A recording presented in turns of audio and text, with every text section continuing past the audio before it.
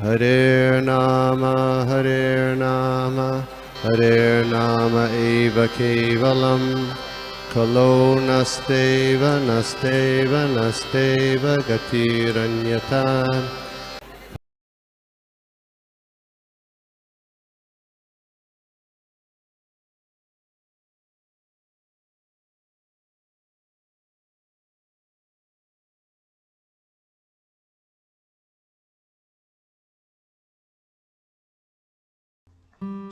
हरे कृष्णा। सभी के चरणों में प्रणाम, दंडवत प्रणाम। बहुत सुंदर आरती माता जी, भगवत महात्मा भी बहुत सुंदर। अपर्णा माता जी, हरे कृष्ण। थैंक यू माता जी। हरे कृष्णा सभी भक्ति कृष्णा।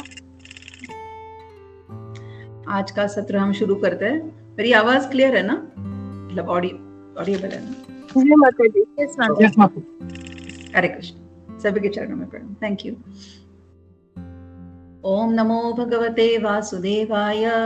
ओम नमो भगवते वासुदेवाय। ओम नमो भगवते वासुदेवाय। ओम नारायणं नमस्कृत्य नरं चैवं नरोत्तमं देवीं सरस्वतीं व्यासं ततो जयाम् उदीरयेत्। नष्टप्रायेषु अभद्रेषु नित्यं भागवत सेवया भगवती उत्तमश्लोके भक्तिर्भवती नैष्टकी। ॐ अज्ञानतिमिरान्धस्य ज्ञानाञ्जनशलाकया चक्षुरुन्मिलितं येन तस्मै श्रीगुरवे नमः। श्रीचैतन्यमनोभीष्टं स्थापितं येन भूतले स्वयं रूप कदा मह्यं ददाति स्वपदान्तिकं।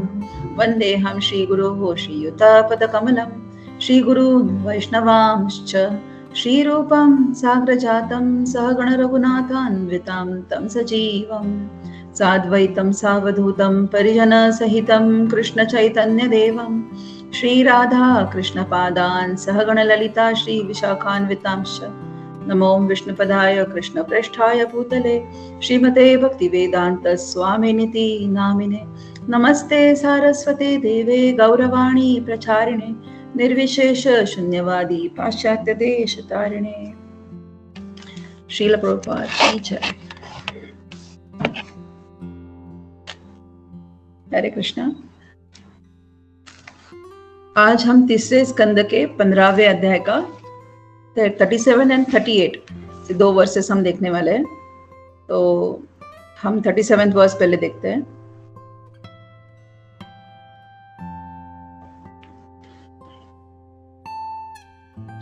एवं तदैव भगवान् अरविन्दनाभः स्वानां विबुध्य सत् अतिक्रमम् आर्यरुद्धयः तस्मिन् ययौ महामुनीनाम् अन्वेषणीय चरणौ चलयन् सहश्रीः।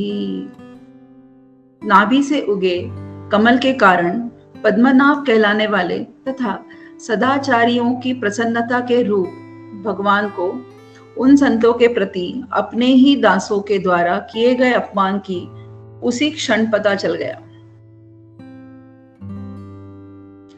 वे अपनी प्रेयसी लक्ष्मी सहित उस स्थान पर उन चरणों से चल कर गए जिनकी खोज सन्यासी तथा महामुनि करते हैं।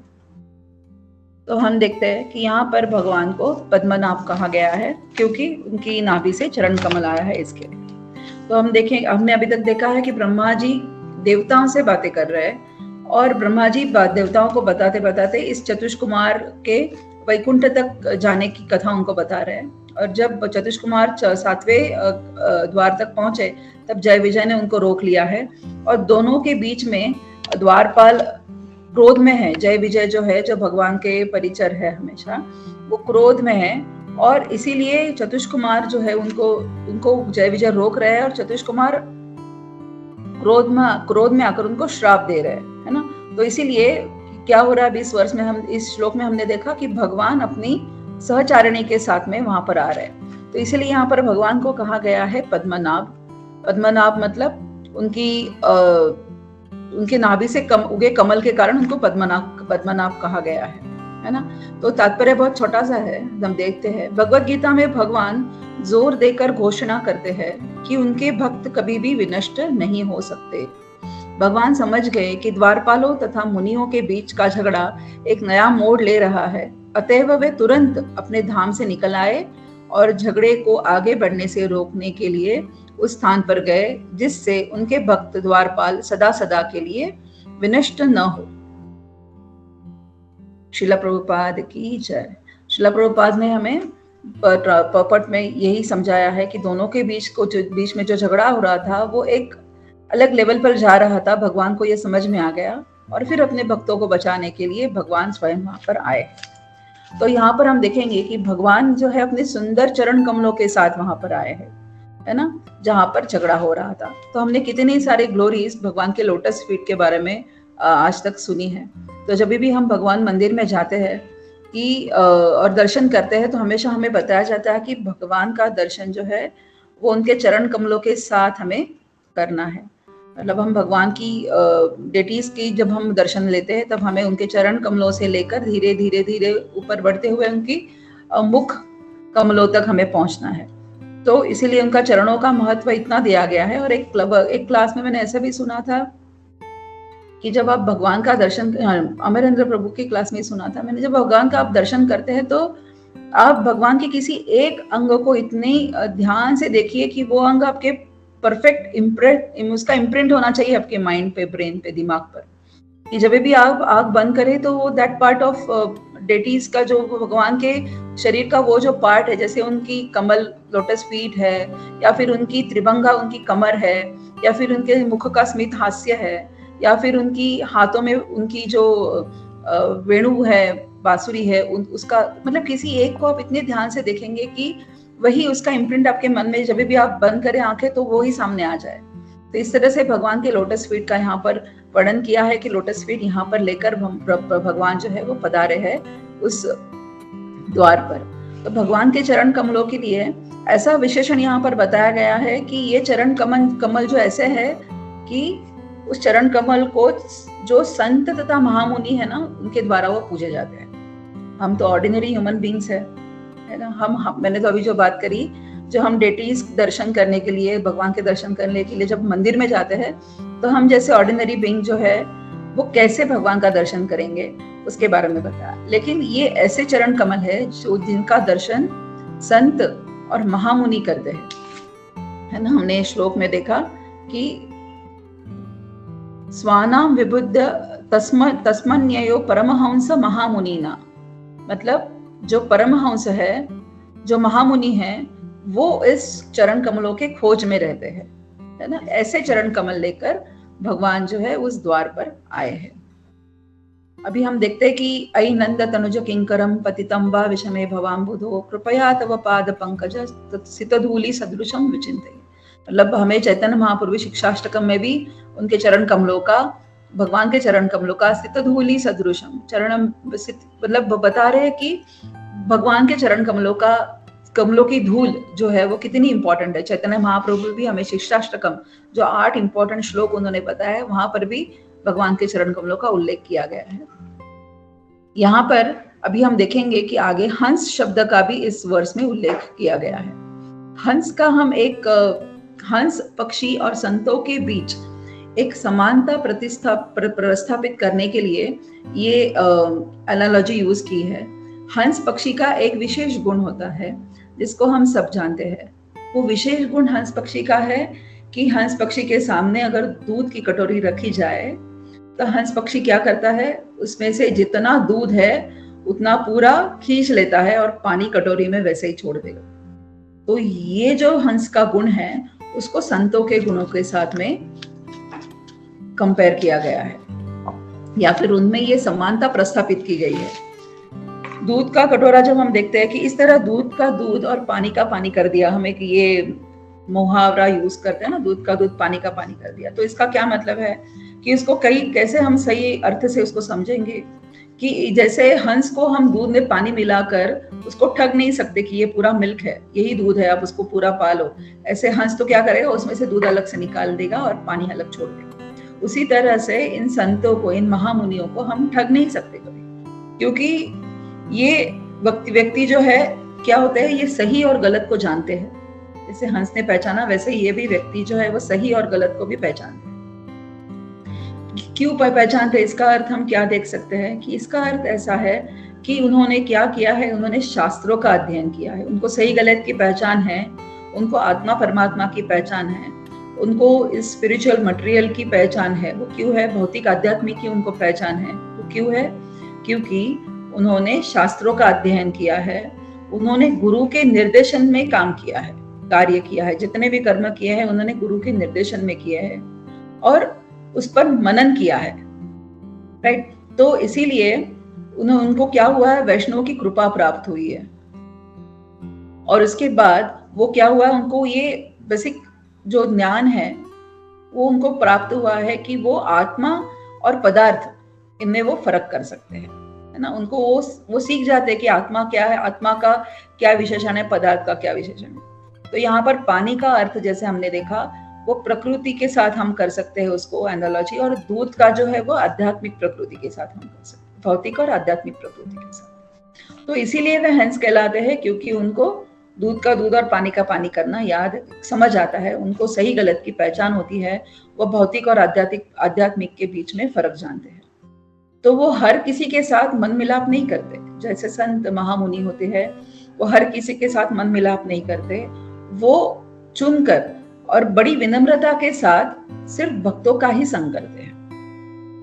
और ऐसा व्यक्ति ही जो है वो हंस कहलाता है, जिसके लिए यहाँ पर ये शब्द आया है परमहंस। इसके लिए हम देखेंगे कि परमहंस में क्या योग्यता होती है। ये तो हमने हंस के बारे में जाना, उसके आगे एक स्टेप है, वो है परमहंस। तो परमहंस हंस से भी ऊपर होता है। तो हंस जो है वो क्या होता है? पदार्थ और आत्मा के बीच का संबंध जानता है, राइट। जो हमने भगवत गीता के सांख्य योग में देखा कि we are not this body, मैं ये शरीर नहीं हूँ, मैं आत्मा हूँ। तो हंस जो होते हैं, संत जो होते हैं, जो वो क्या करते हैं? वो यहाँ तक पहुंचते हैं कि शरीर और आत्मा के बीच का वो फर्क पहचान पाते हैं। लेकिन परमहंस जो होते हैं वो उसके आगे होते हैं, वो और ज्यादा एडवांस होते हैं। तो वो क्या होते हैं? वो हमेशा ये आत्मा शरीर इसको छोड़कर, पीछे छोड़कर, वो हमेशा भगवान के प्रेम में लगे होते हैं, हमेशा वो भगवान के प्रेम में डूबे हुए होते हैं। तो परमहंस जो होते हैं वो भगवान के कल्याण हेतु अपने आप को झोंक देते हैं। हमेशा परमहंस देखेंगे हम जो होते हैं वो क्या होते हैं? समाज के कल्याण हेतु अपने आप को झोंक देते हैं और हमेशा भगवान के चिंतन में वो लगे होते हैं। उनको सिर्फ परमात्मा का चिंतन होता है। उन्होंने अपनी जो आत्मा है वो पूरी उन्होंने लगाई होती है भगवान के चिंतन में, इसलिए उनको परमहंस कहा जाता है। तो भगवान कहते हैं यहाँ पर कि मैं ब्राह्मण मेरे मतलब भक्तों की सेवा जो है वो हमेशा मैं लगा रहता हूँ, ब्राह्मणों की और मेरे भक्तों की सेवा में मैं लगा रहता हूँ। और इसीलिए हम देखेंगे जब भगवान ने देखा यहाँ पर कि ब्राह्मणों का अपमान हो रहा है, किसके द्वारा? जय विजय के द्वारा, जो मेरे परिचारक है। तो इसीलिए वो उस कलह को रोकने के लिए भगवान तुरंत वहां पर आ गए, क्योंकि भगवान यहाँ पर बताते हैं हमें कि मैं हमेशा भक्तों के और ब्राह्मणों के सेवा में लगा रहता हूँ।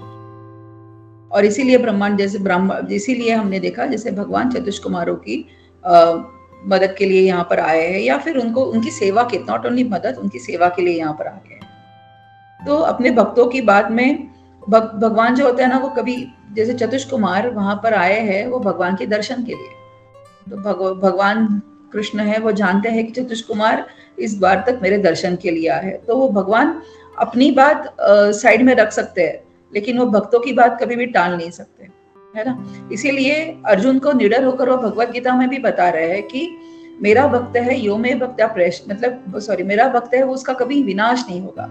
और अर्जुन को वो बता रहे हैं कि तुम इसका ढिंडोरा खुल के कर सकते हो कि जो भी मेरे भक्त है उनका मैं कभी विनाश नहीं होने दूंगा। और इसीलिए एक तरफ से और भी देखेंगे, एक तो ब्राह्मणों की सेवा के लिए भगवान वहां आए, और दूसरी बात यह है कि जय विजय जो भगवान के परिचारक है, तो उनका जहां पर ये ऐसी सिचुएशन थी कि उनका कलह एक अलग लेवल पर जा रहा था, और इसीलिए भगवान ने जाना ये कुछ कठिन परिस्थिति है, इससे श्राप हो, जब भी चतुष्कुमारों को श्राप मिलेगा तो वो श्राप ऐसा होगा कि जो वो पूरे फॉर देयर एंटायर लाइव्स वो नीचे की योनियों में जाएंगे, है ना, नीचे की जगत मतलब इसमें जाएंगे। तो इसके लिए भगवान वहां पर पहुंचे, और इसका हम एनालॉजी ऐसे भी देख सकते हैं कि भगवान वहां पर निगोशिएट करने के लिए पहुंचे कि जो मेरे परिचारक है उनको पूरी लाइफ टाइम की सजा मिलने से अच्छा है मैं उसको थोड़ा कम करा दूं, इसीलिए भगवान पर वहां पर आए। और फिर उसके बाद हम देखते हैं कि जब भगवान वहां पर आए तो चतुष कुमारों ने वो उनका श्राप जो है वो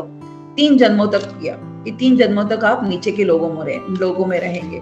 लेकिन भगवान ने उसके साथ में एक अपने ही जो भक्त है जय विजय, उनको ये भी दिया कि आप किसी भी योनि में रहो, आप मुझे नहीं भूलो, आप किसी भी योनि में रहो, आप मुझे नहीं भूलोगे। ये वाला वरदान जो है वो भगवान ने जय विजय को दिया। तो इसीलिए भगवान क्या कर रहे हैं यहाँ पर, हम देखते हैं भगवान यहाँ पर बैलेंसिंग कर रहे हैं ब्राह्मणों और अपने भक्तों के बीच में। और ऐसा क्यों कह रहे हैं यहाँ पर, क्योंकि जो चतुष कुमार है उन्होंने अभी तक भगवान का दर्शन नहीं किया है। तब तक वो क्या थे, वो अभी तक भगवान के भक्त नहीं थे। लेकिन जय विजय जो है वो भगवान के परिचारक है। इसीलिए भगवान सोचते हैं कि ब्राह्मणों का गुस्सा बढ़ रहा है और मेरे द्वारपाल हमेशा के लिए निकल जाएंगे, और इसलिए अपनी सहचारिणी के साथ, हम देखते हैं इस वर्ष में आ रहा है कि अन्वेषणीय चरणों चलयनम सहश्री, मतलब लक्ष्मी जी सहित भगवान वहां पर आते हैं। और हम ये भी एक बात देखते हैं कि मैंने सुना था लेक्चर में कि जैसे कोई अगर उधर एक जगह पे झगड़ा हो रहा है और वहां पर कोई लेडीज को अगर हम ले जाते हैं तो उस झगड़े का थोड़ा सा इम्पैक्ट होता है, थोड़ा कम होता है। इसीलिए हम देख सकते हैं कि भगवान अपनी सहचारिणी के साथ में, लक्ष्मी जी के साथ में वहां तक जाकर पहुंचे हैं। तो भगवान को देखकर अभी जो क्या हो रहा है आगे, भगवान को देखकर ये चतुष कुमार है, उन 4 कुमारों का अर्जित जितना भी आध्यात्मिक वैभव था वो एकदम से छोटा हो गया, क्योंकि उन्होंने अब तक जितना भी ज्ञान अर्जित किया था वो एकदम इतना छोटा हो गया, उन्होंने साक्षात भगवान के दर्शन सामने कर लिया। तो इस यहाँ पर और एक बात इस श्लोक में आती है, वो है कि भगवान उन चरण कमलों से गए और एक थोड़ा सा उनके अंदर फियर था कि अगर ब्राह्मणों ने श्राप दे दिया तो बिना गलती से जो जय विजय है वो नीचे गिर जाएंगे। तो भगवान जब आते हैं तो वो दोनों पक्षों को संतुष्ट करने की कोशिश करते हैं, है ना। जब भगवान आए तो उन्होंने अपना दर्शन दिया, दोनों को भी लाभ हुए। वो कैसे हुए, जब भगवान आए तो उन्होंने अपना दर्शन दिया चतुष कुमारों को, तो ये जो 4 कुमार है वो तुरंत समझ में आया कि हमसे कोई गलती हो रही है ना। और उन्होंने जो श्राप वो जय विजय को दे रहे थे, उन्होंने उसमें थोड़ा सा कंसेशन भी दे दिया, तो इसमें दोनों का भी फायदा हो गया। तो भगवान इतने चतुर है कि अपने एक वैभव को दिखाकर डिवोटीज को वो उलझा देते हैं। जैसे चतुष कुमारों ने भगवान के सिर्फ चरणों का दर्शन किया तो वहीं पर वो उलझ गए।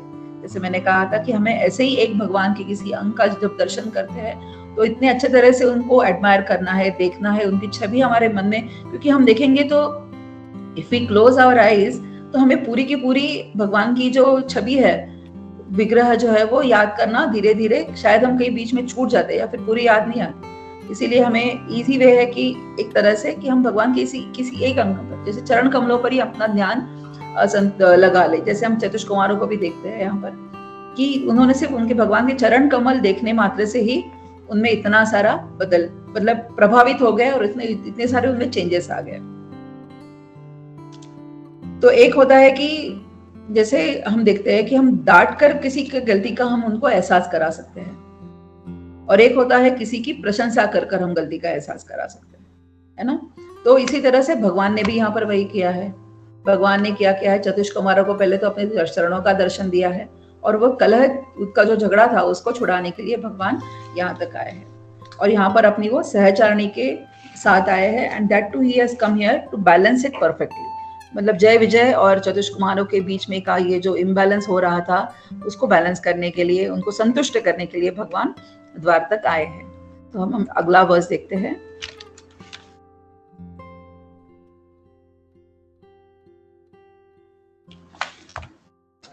तम तु आगतम पतिव्रत औपयिकम स्वं पुंभिः ते अचक्षत अक्ष विषयम स्वसमाधि भाग्यम हंस श्रियो व्यजनयो शिववायुलोलत शुभ्र आतपत्र शशिकेसर शिखर अंबुम। सनक इत्यादि मुनियों ने देखा कि भगवान विष्णु जो भावमय समाधि में पहले अनेक हृदयों के भीतर दृष्टिगोचर होते थे, अब वे साकार रूप में उनके नेत्रों के सामने दृष्टिगोचर हो रहे हैं। जब वे छाता तथा चामर जैसी साज सामग्री सहित अपने संगियों के साथ आगे आए तो श्वेत चामर के बालों के गुच्छे धीमे धीमे हिल रहे थे, मानो दो श्वेत हंस हो तथा अनुकूल हवा से छाते से लटक रही मोतियों की झालरें भी हिल रही थी, मानो श्वेत पूर्ण चंद्रमा से अमृत की बूंदें टपक रही हो अथवा हवा के झोंके से बर्फ पिघल रहा हो। तो हम यहाँ पर देखते हैं कि प्रभु जी, can I share one picture? प्रभु जी, can you make me? Yes.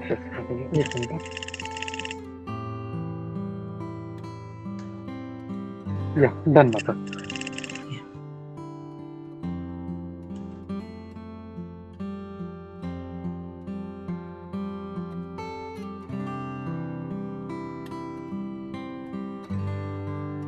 दिख रहा है प्रभु जी? हरे कृष्णा। नहीं ना, ओके। हाँ, अभी दिख रहा है? जी मत। हाँ, this is the from BBT book trust का में से ये इमेज है, जहां पर हम देख रहे हैं कि चतुष कुमार है, नीचे देखिए आप, बाल्यावस्था में चतुष कुमार है, और ये भगवान है सामने अपने सहचारिणी के साथ, लक्ष्मी जी के साथ आए हुए हैं। ये चामर है उनके ऊपर पकड़ा हुआ, छतरी है, सॉरी छाता है, और ये जो है वो वाइट सफेद हमने अभी जो पढ़ा वो चामर है उनके हाथ में। तो ये है छवि जहां पर हम देखते हैं कि भगवान कैसे चतुष कुमारों को दर्शन देने आए हैं। इट्स वेरी ब्यूटीफुल ना, बहुत अच्छा लग रहा है, मतलब सामने आ गया चित्र देखने के बाद में। Thank you for sharing this picture. तो हम देखते हैं कि चतुष कुमार को भगवान ने जो दर्शन दिया, तो यहाँ पर ब्रह्मा जी ने वर्णन किया है कि भगवान जब आए तो कुमारों ने क्या देखा कि हृदय में स्थित, आज तक उनके हृदय में स्थित जो परमात्मा थे, जिनके दर्शन वो कब से कर रहे हैं, वो आज साकार रूप में उनके सामने खड़े हैं। उनके ऊपर छाता पकड़ा है, उनके साथ पूरा साज सामग्री है, उनके साथ अनेक परिचर है, और वो चामर डुला रहे हैं। बहुत अनुकूल हवा चल रही है ना, उन्होंने उसका वर्णन किया है वहां पर कि बहुत अनुकूल हवा चल रही है। अमृत पूर्ण चंद्रमा से अमृत की बूंदें टपक रही है, अथवा हवा के झोंके से बर्फ पिघल रही है। तो ये सब चीजें हमने अभी देखी कि ये सब चीजें भगवान वहां पर आने से ये उल्लासित वातावरण वहां पर बन गया है, और उसका वर्णन ब्रह्मा जी बता रहे हैं। तो प्रभुपाद जी आगे तात्पर्य में हमें बता रहे हैं कि इस श्लोक में अक्षताक्ष विषयम बताया गया है, शब्द एक आया है अक्षताक्ष विषयम, जिसका अर्थ है अचक्षत मतलब देखा, अक्ष विषयम मतलब अब देखने का विषय, मतलब हम समझेंगे इसको। इस शब्द का अर्थ है कि भगवान को हम साधारण आंखों से नहीं देख सकते। हमारी जो भौतिक चक्षु है, हमने पहले भी देखा था कि भगवान को देखना इस साधारण आंखों से मुमकिन नहीं है, कदापि शक्य नहीं है। जैसे भगवान ने जब विश्व रूप दिखाया था अर्जुन को, तभी उन्होंने अर्जुन को स्पेशली वो ट्रांसेंडेंटल चक्षु दिए थे, तभी अर्जुन वो देख पाए भगवान का विराट रूप। उसी तरह से भगवान को इस भौतिक आंखों से देखना मुश्किल नहीं है। तो इसीलिए भगवान बता रहे हैं कि ईश प्रेम से उच्चिष्ट गण जो होते हैं, वही भगवान के प्रेम का अंजन लगाकर अपनी आंखों में भगवान का दर्शन कर सकते हैं। तो भगवान काल और स्थिति से परे है। अभी देखिए, हम देखते हैं कि भगवान ने वहां पर आकर चतुष कुमारों को दर्शन दिया, राइट। तो भगवान है, हम नहीं ऐसे नहीं बता सकते कि भगवान इस वक्त और इस जगह नहीं दिखेंगे, बिकॉज ही इज ऑल परवेटेड, वो सब जगह है। तो भगवान के ऊपर काल और स्थिति का कोई नियम लागू नहीं होता। और एक शब्द यहाँ पर आया है समाधि भाग्यम, मतलब इसका मतलब है जो ध्यान करता, जो बहुत भाग्यशाली है, ऐसा ध्यान करता जो बहुत भाग्यशाली है, उन्हीं को भगवान दर्शन देते हैं। तो भगवान सामान्य नेत्रों से नहीं दिखते, किंतु अब वे कुमारों के नेत्रों में दृष्टिगोचर हो रहे हैं। और समाधि भाग्यम मतलब कि भगवान को साक्षात देखने के लिए जो समाधि लगाकर जो बैठे हैं इतने सालों से, उनका अगर किसी एक का उसमें से भाग्य उजड़ आता है तो ही भगवान का वो दर्शन कर सकते हैं। तो जनरली हम देखते हैं कि मनुष्य के समाज में जैसे 4 कैटेगरीज में लोग होते हैं। एक तो होते हैं कर्मी, कर्मी लोग क्या करते हैं, वो निकृष्ट कहा जाता है कर्मियों को। शास्त्रों के माध्यम में, शास्त्रों की भाषा में कर्मी जो होते हैं उनको निकृष्ट कहा जाता है। वो क्यों? क्योंकि वो पूरी उनका जो ऐसे कर्म होते हैं उनसे जो कि वो पूरी अपनी इंद्रिय तृप्ति में ही लगे होते हैं। उनके सभी कर्म अपनी इंद्रिय तृप्ति के इर्द गिर्द ही होते हैं। लेकिन क्या होता है, धीरे धीरे जैसे उनको आगे बढ़ना है तो कर्मी जैसे अपना अपना हर एक का वक्त आता है, तभी वो क्या करते हैं, धीरे धीरे समझने लगते हैं कि इस भौतिक जगत में तो कोई भी आनंद नहीं है, राइट। कितना भी कोशिश करूं तो ये आनंद सिर्फ टेम्पररी मिल रहा है, कंप्लीट पूर्ण आनंद तो मिल ही नहीं रहा है इस कर्मी जगत में, इस इतने सारे कर्म करने के बाद भी। तो वो क्या करते हैं, धीरे धीरे वो समझ जाते हैं कि मैं तो ये सिर्फ कष्ट कर रहा हूँ, इस शरीर को मैं सिर्फ कष्ट करने के लिए यूज कर रहा हूँ, लेकिन मुझे सुख तो मिल नहीं रहा है। तो वो धीरे धीरे क्या होता है, शास्त्रों का की तरफ आगे बढ़ते हैं और वो धीरे ज्ञानी बनना शुरू होते हैं। तो दूसरा कैटेगरी है ज्ञानी। कर्मी के आगे आता है ज्ञानी। जब इंसान समझने लगता है कि अब ये इन कष्टों का मुझे कोई फायदा नहीं है, सिर्फ इंद्रिय तृप्ति है और वो भी टेम्पररी है, परमानेंट तो कुछ है नहीं, तो फिर परमानेंट क्या है, मैं यहाँ पर क्यों हूँ, ऐसे उसको सवाल जब आने लगते हैं तब वो धीरे धीरे शास्त्रों के माध्यम से आगे बढ़ने लगता है। डिवोटी एसोसिएशन के माध्यम से वो समझने लगता है शास्त्रों को, पुस्तकें पढ़ने लगता है।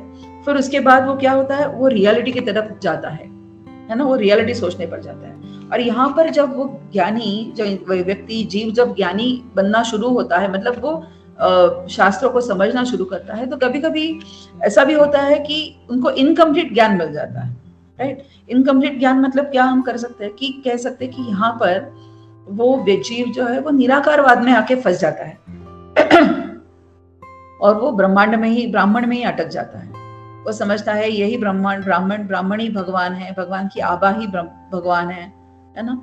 तो वो वहीं पर जाकर अटक जाता है और उसको इनकम्प्लीट ज्ञान कहा जाता है, पूर्ण ज्ञान नहीं, अपूर्ण ज्ञान कहा जाता है। और वो वही नेति के प्रोसेस में अटक जाता है और फिर और मानते हैं कि भगवान की कोई फॉर्म्स नहीं है, ऐसे उसमें उसकी श्रद्धा जो है वो फॉर्म होने लगती है कि भगवान का कोई फॉर्म नहीं है।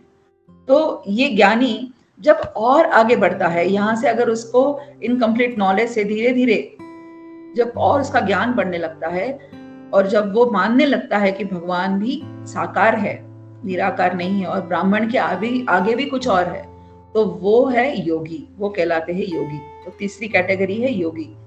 फिर उनके ऊपर आते हैं, जो ज्ञानी है उनके ऊपर आते हैं योगी, जो समझते हैं कि भगवान साकार है। तो प्रभुपाद परपट में हमें बता रहे हैं कि वो ध्यान करता अति भाग्यशाली होता है जो योग विधि द्वारा भगवान के रूप को अपने हृदय के भीतर देख सकते हैं। वो जो योगी होता है वो अपने योग विधि द्वारा क्या होता है, भगवान को अपने भीतर देख सकता है। जैसे हमने देखा, चतुष कुमार कह रहे हैं यहाँ पर कि ये जो परमात्मा का, भगवान को हमने आज तक अपने हृदय में देखा है, उनको आज हम साकार फॉर्म में, साकार रूप में हमारे सामने देख रहे हैं। तो इसी तरह से एक योगी होता है, वो भगवान को अपने के हृदय के भीतर देखता है, भगवान का रूप है। और इसको अष्टांग योग के साथ में जोड़ा गया है। अष्टांग योग मतलब यम नियम तक वो समाधि तक जाता है। वो समाधि तक जाते हुए वेरी डिफिकल्ट पाथ है, ये सभी को पॉसिबल नहीं है वहां तक जाना। तो वही बहुत एक विरला होता है जो अष्टांग विधि के योग के द्वारा भगवान की प्राप्ति करता है और सक्सेसफुली भगवान को अचीव कर लेता है। इसी प्रकार जो चतुष कुमार है वो भी भगवान को अपने हृदय के भीतर देख रहे थे, है ना। तो चौथी कैटेगरी वो है भक्त, डिवोटी। तो भक्त जो है वो सबसे ऊपर है। हमने कौन से देखे, कर्मी, देन ज्ञानी, योगी, एंड देन आता है भक्त। क्योंकि भक्ति में हम भगवान को प्रत्यक्ष देख सकते हैं और this is the process of वो जो एक पूरी प्रोसेस है भक्ति मार्ग की भी। चैतन्य महाप्रभु ने आकर उस प्रोसेस को बहुत इजी कर दिया है भक्ति मार्ग को। उन्होंने उसको सिर्फ भगवान के नाम संकीर्तन तक लाया है और शिला प्रभुपाद ने उसको रेगुलेट किया है। शिला प्रभुपाद ने उसको रेगुलेट किया है 4 रेगुलेटरी प्रिंसिपल्स। जब हम 4 रेगुलेटरी प्रिंसिपल्स को फॉलो करते हैं तब हम धर्मों के जितने भी 4 धर्मों के टोटल 4 जो पैर है उसको हम सरेंडर करते हैं अपने आप, उसका हम पालन करते हैं। और एक्सक्यूज मी, तो इसी प्रकार से शिला प्रभुपाद ने उसको और सिंप्लीफाई कर दिया है इस भक्ति मार्ग को। तो हम देखेंगे अब तक जो है वो 4 कुमार भगवान को जो हृदय में देखते थे, जब उन्होंने सामने भगवान को देखा तो उन्हें विश्वास नहीं हुआ। परपट में शिला प्रभुपाद हमें बताते हैं कि अतएव कुमारों ने जब देखा कि भगवान अपने संगियों के सहित आ रहे हैं, जो छाता तथा चामर लिए हुए हैं, तो वो आश्चर्यचकित रह गए कि वे तो भगवान का साक्षात दर्शन कर रहे हैं। ब्रह्म संहिता में भगवान में कहा गया है कि ईश्वर प्रेम में उच्चस्थ भक्तगण अपने हृदयों के भीतर सदैव भगवान श्याम सुंदर का दर्शन करते हैं, किंतु जब वे परिपक्व हो जाते हैं तो वही भगवान साक्षात उनके समक्ष दिखते हैं। सामान्य जनों को भगवान दृश्य नहीं है, किंतु जब कोई भगवान के पवित्र नाम की महत्ता को समझ सकता है और कीर्तन तथा प्रसाद आस्वादन द्वारा जीव से आरंभ करके भगवत भक्ति में अपने को लगाता है, तो धीरे धीरे भगवान स्वयं उसमें प्रकट होते हैं। इस तरह भक्त निरंतर भगवान को अपने हृदय में देखते हैं और अधिक परिपक्व अवस्था में उन्हीं भगवान का साक्षात दर्शन उसी तरह कर सकते हैं जिस तरह हम अन्य वस्तुओं को देखते हैं। श्रील प्रभुपाद ने हमें यहाँ पर परपट में इतना बताया अच्छे से कि भक्त जो है वह भगवान को अपने हृदय में अनंत काल तक देख सकते हैं, उसमें कोई लिमिटेशंस नहीं है, लेकिन वो भगवान भक्त की इच्छा या फिर उसकी साधना या फिर उसकी जो डिजायर्स उस तरह से होने चाहिए। तो प्रभुपाद क्या एक पास टाइम है जहां पर हम देखते हैं कि श्रील प्रभुपाद इंटेंसली चैंटिंग कर रहे थे, झांसी में थे शायद, तभी वो इंटेंसली चैंटिंग कर रहे थे श्रील प्रभुपाद। और तभी क्या हुआ कि एक भक्त जब उनके रूम में गया तो उन्होंने देखा कि श्रील प्रभुपाद के गले में एक बड़ी फूलों की माला थी। वो फूल थे, कदम्ब के फूल थे, और कदम्ब के फूल उस एरिया में कहीं मिलते नहीं थे, उस जगह में कहीं प्राप्त नहीं थे कदम्ब के फूल। और फिर वो कदम्ब की फूलों की माला जब भक्त ने देखी श्रील प्रभुपाद की गले में, तब उन्हें समझ में आया कि स्वयं भगवान ने आकर ही श्रील प्रभुपाद को ये माला पहनाई थी, और श्रील प्रभुपाद वो माला पहनकर उस रूम में डांस कर रहे थे। तो इसका मतलब है कि भगवान भक्तों को दर्शन देते हैं इफ वी डिजायर सो। और एक भक्त क्या हुआ, इस भक्त ने देखने के कारण हम तक आज ये श्रील प्रभुपाद का जो पास टाइम्स है ये हम तक आ गया है। आप मतलब we can cherish that pastime कि भगवान भक्तों को कैसे दर्शन देते हैं। और भगवान को जब हम मानते हैं कि हम भगवान के हाथ की कठपुतली है, तो भगवान, क्योंकि श्रील प्रभुपाद जब शिप पर थे तभी उन्होंने एक जो कविता लिखी थी उसमें उन्होंने उसका ही उल्लेख किया है, नचाओ नचाओ, मतलब वो कह रहे हैं कि मैं तुम्हारे हाथ की कठपुतली हूँ, तुम जैसे चाहो मुझे नचा सकते हो। इतना फुल कंप्लीट सरेंडर था श्रील प्रभुपाद का। तो इस तरह भगवान जो है शुद्ध भक्त भगवान का दर्शन हमेशा करते रहते हैं। तो भगवान भी जो हमने देखा कभी अकेले नहीं आते, वो अपने पूरे ताम झाम उनकी पूरी सब साथ में उनके होता है। तो यहाँ पर उसका वर्णन भी हुआ है कि वो उनके परिचर जो थे उनके साथ में थे। तो एक बार ऐसा हुआ था, एक भक्त ने पेंटिंग बनाई थी भगवान कृष्ण की, तो उन्होंने उस पेंटिंग में अकेले भगवान कृष्ण की पेंटिंग बनाई थी। तब वो जब श्रील प्रभुपाद को दिखाने आए तो श्रील प्रभुपाद ने उनको कहा कि इस पिक्चर में तो कृष्णा भगवान जो है, कृष्णा बहुत ही मोरोस एकदम उदास दिख रहे। तो फिर भक्त ने पूछा, प्रभुपाद आप ऐसे क्यों कह रहे हो कि बहुत उदास दिख रहे भगवान? तो उन्होंने कहा कि उनके साथ में कोई परिचर नहीं, ऐसे भगवान कभी अकेले नहीं होते, तो उनके साथ तुम एक गाय बना दो, कोई एक मोर बना दो, या गोपाल उनके साथ में उनकी पिक्चर बना दो, तो जो है भगवान का उदासीनता भगवान की निकल जाएगी। तो मतलब श्रील प्रभुपाद शुद्ध भक्त होने के कारण उनको ये बात अच्छे से पता थी कि भगवान जो है वो कभी अकेले नहीं आते, उनके साथ में उनके परिचर होते ही होते हैं हमेशा, जैसे हमने अभी उस पिक्चर में भी देखा। तो ये चतुष्कुमारों ने भी देखा है ना, चतुष्कुमारों ने देखा और फिर उनके जो मन में आया कि जो परमात्मा के फॉर्म में हम भगवान का दर्शन कर रहे थे वो तो साकार रूप में हमारे सामने आ गए हैं। तो भगवान आए थे अपने परिचर जय विजय के लिए। हाँ, हम जानते हैं वो क्यों आए थे। भगवान अपने जय विजय, अपने जो उनके द्वारपाल है उनके लिए आए थे। और साथ साथ भगवान ने क्या किया, चतुष्कुमारों को, जैसे मैंने पहले ही बताया था कि उन्होंने जो श्राप दिया था उसको निगोशिएट करने के लिए वो आए थे। और जय विजय को नीचे की योनियों में लाइफ टाइम तक जाने के लिए जो श्राप था उसको उनसे बचाने के लिए भगवान वहां पर आए थे। तो अष्टांग योग से भगवान का दर्शन दुर्लभ है, इसलिए भक्ति योग सर्वश्रेष्ठ है। हमने जो 4 बातें सुनी थी अभी, तो योगी से अच्छा श्रेष्ठ है भक्त, क्योंकि अष्टांग योग से बहुत मुश्किल है भगवान का दर्शन करना, लेकिन भक्ति योग एकदम सहज है है ना, सुसुखम कर्तुम अव्ययम, मतलब बहुत आप सुख शांति से भक्ति योग कर सकते हैं। तो चैतन्य महाप्रभु ने भी हमें, जैसे हमने बताया कि इजी वे बताई है नाम संकीर्तन द्वारा, तो हम देखते हैं कि हमेशा हमें क्या होना करना चाहिए, भक्तों का संग करना चाहिए। हमारा ये जो शरीर है वो इन इंद्रियों के माध्यम से भौतिक जगत का अनुभव ले रहा है, और शुद्ध भक्तों की वाणी से और उनकी सेवा करने से हमारा स्वभाव बदल जाता है, क्योंकि वो स्वभाव का बदलना बहुत जरूरी है। कर्मी से ज्ञानी, ज्ञानी से योगी और योगी से भक्त तक आना, ये जो प्रवास है पूरा, उसको करने के लिए हमारा जो मूल स्वभाव है, ऐसा नहीं कि मूल स्वभाव कभी नहीं बदलता है ना, मराठी में कहते हैं कि स्वभाव वाला औषध नहीं, पर वैसा नहीं है। हमने देखा है मृगहरि की कथा, नारद मुनि के संग में रहने से उनमें कितना परिवर्तन हुआ है। तो इसीलिए हमें क्या करना है, भक्तों की सेवा करनी है और उन शुद्ध भक्तों की वाणी सुननी है और उनके संग में हमेशा रहना है। और वैसा क्यों करना है, उसके पीछे भी एक छोटा सा पास टाइम है हिज होलीनेस भक्ति तीर्थ स्वामी महाराज का। भक्ति तीर्थ स्वामी महाराज जो है वो अफ्रीका में प्रीचिंग करते थे, प्रचार कर रहे थे। तो श्रीला प्रभुपाद ने कहा था भक्ति तीर्थ स्वामी महाराज को कि देखिए आप अफ्रीका में प्रचार तो कर रहे हो, लेकिन लोग वहां पर आपको बहुत परेशान करेंगे, और कभी कभी जैसे हरिदास ठाकुर जी के लिए एक वैश्या भेजी गई थी, वैसे ही आपके लिए भी कभी आपके पास भी वैसे ही वो भेज सकते हैं आपको, आपका प्रचार में बाधा डालने के लिए।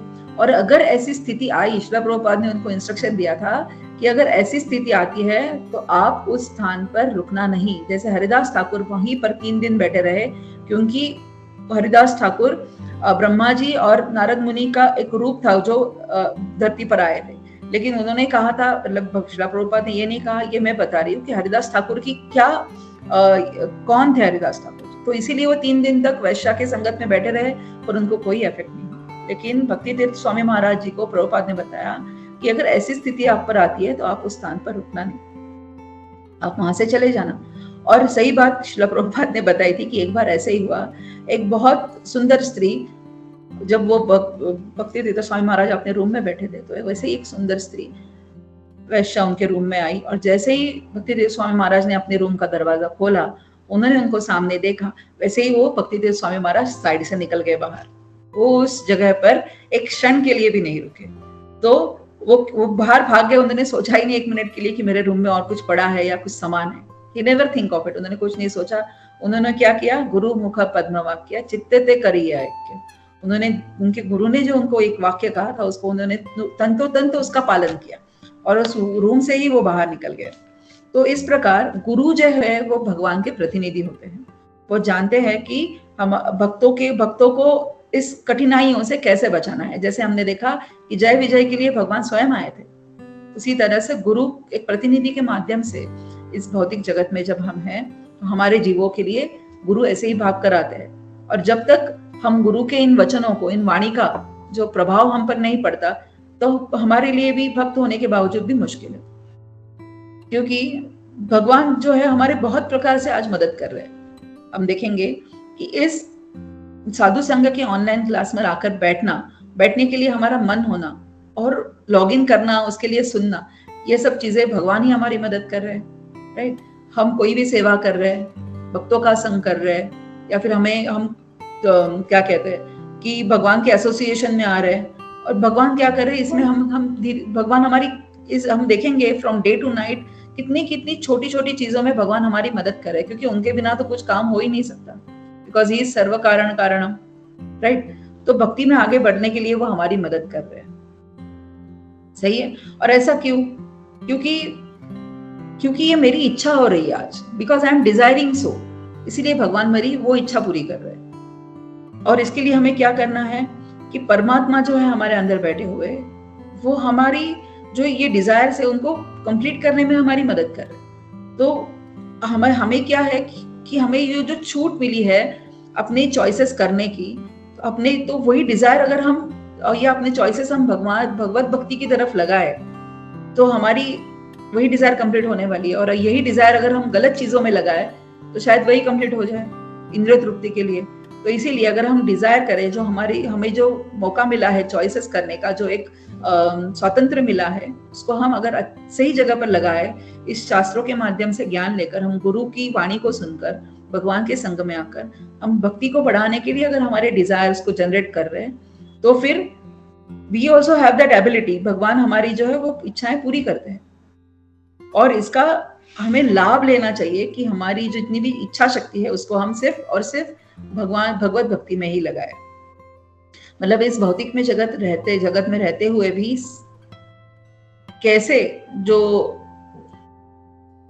जो भक्त है, जो गृहस्थ आश्रम में रह रहे हैं और फिर भी भगवान की भक्ति कर रहे हैं, उनसे बहुत चीजें सीखने जैसी होती है। तो हमें भी उनसे देखकर सीखना है, हमारी गुरु की वाणी को सुनकर हमें ये चीजें सीखनी है।